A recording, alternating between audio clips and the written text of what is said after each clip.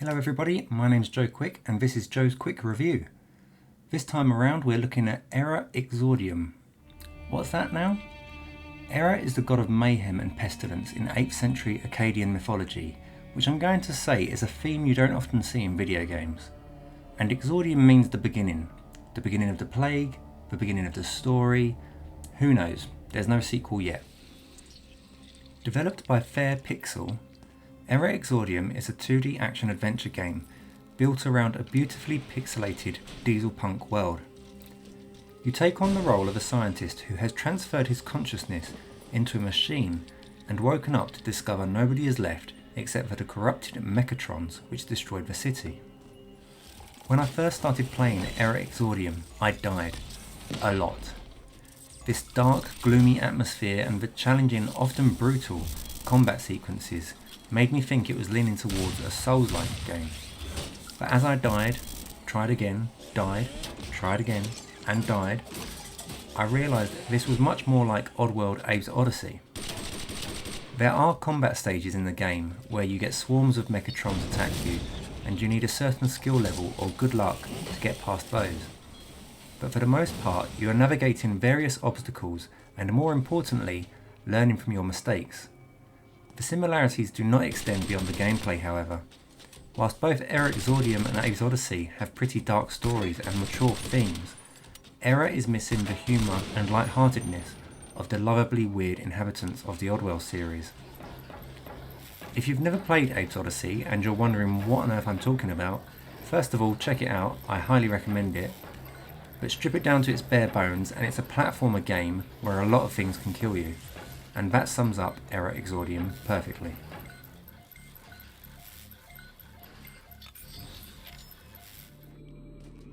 The graphics are this game's greatest quality.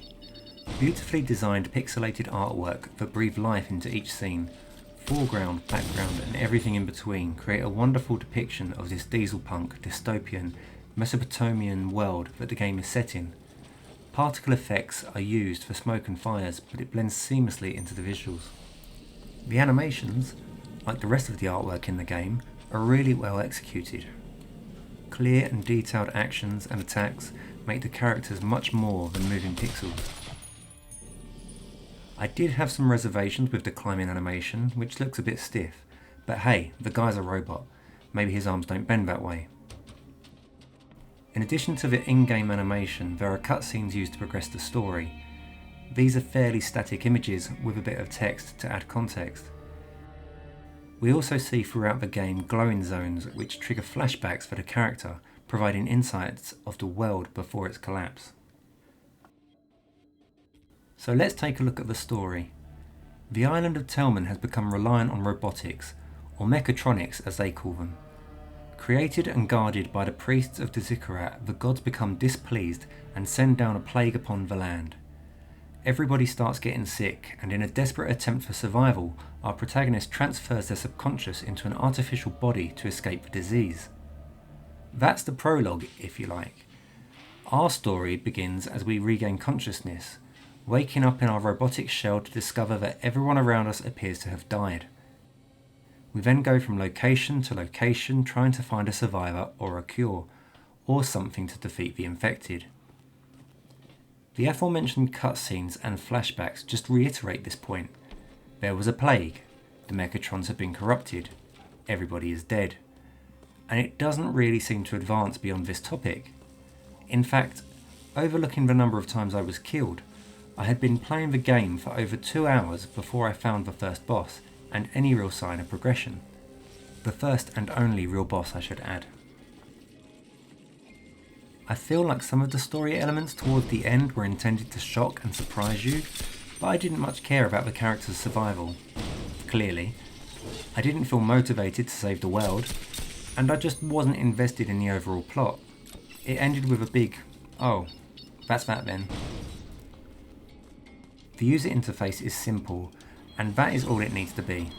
In the bottom left of the screen you can see a diamond shape divided by 4, which consists of your 4 different powers: health, grenades, stamina boost and static discharge. You can carry up to 3 of each, and the icon lights up to indicate how many you have. The long blue bar is your health status, and the long white bar is your stamina gauge.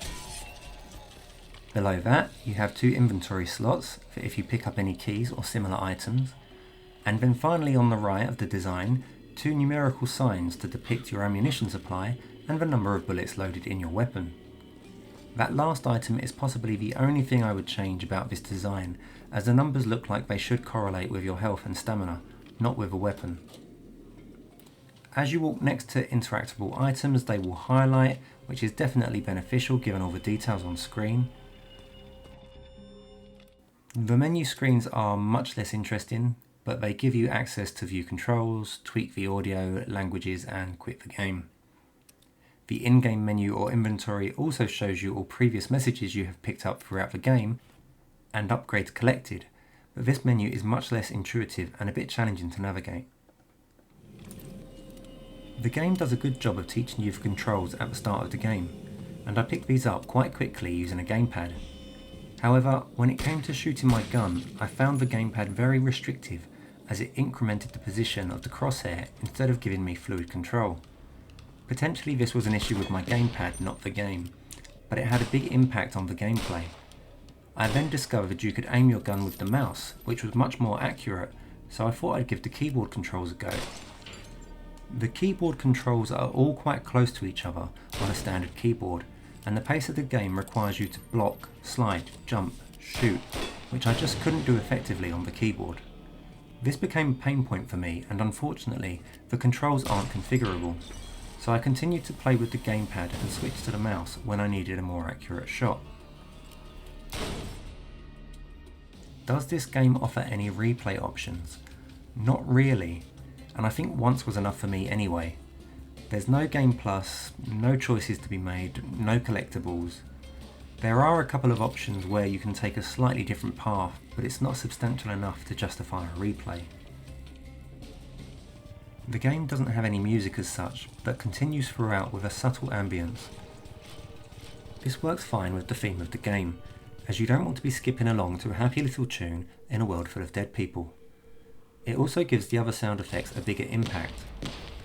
The scraping of a mechatron's leg drawing towards you, or the unforgiving turret raining bullets down on your location. The absence of anything musical gives you the sense of isolation and abandonment. Accessibility for this game is low. There are multiple languages available, but the English translations were poor in places, so I don't know if other languages will be much better. The game is difficult and fast-paced. They do have an easy option, but this didn't make a significant impact in the game. The colour palette is browns and greys for the most part, so if you have any visual impairments you may struggle with differentiating characters and the background. And there are no other configurations available, so you can't change the controls, font size or whatever you may require.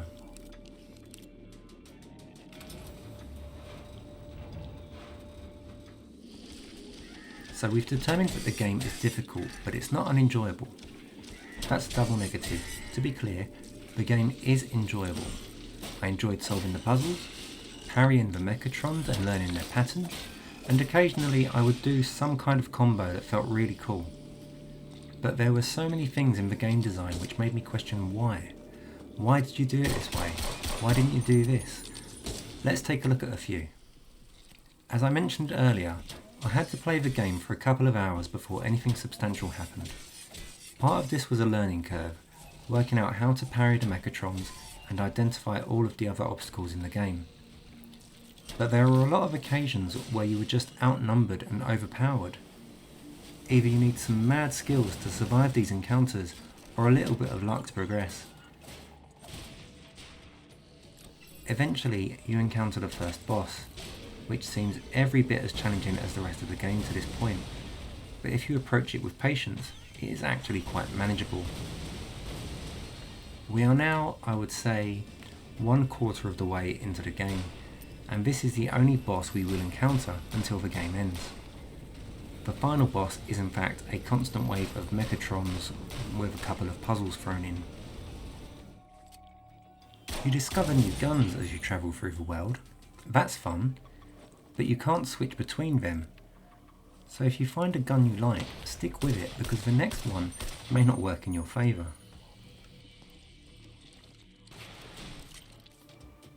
As we reach the halfway mark, the developers seem to have introduced save points.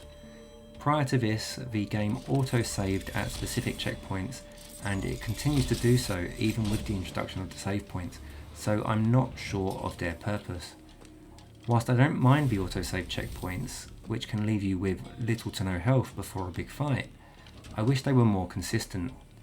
It's very unpleasant to play a game for 5 or 10 minutes to then die, with the save point just within reach, to be thrown back to that previous checkpoint. When there is a minute of gameplay between each checkpoint, it is a bit more forgiving and much more manageable. Another feature they seem to have thought of halfway through the game and then overuse was surprise attacks behind doors. It's a fun mechanic when you're not expecting it, but just annoying when you're prepped to counter after opening each door.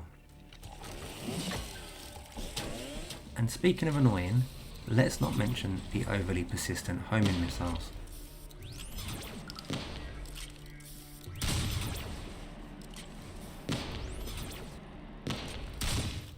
Again, despite all of the often frustrating hurdles this game throws at you, it is still enjoyable to play, to explore, and to beat up robots.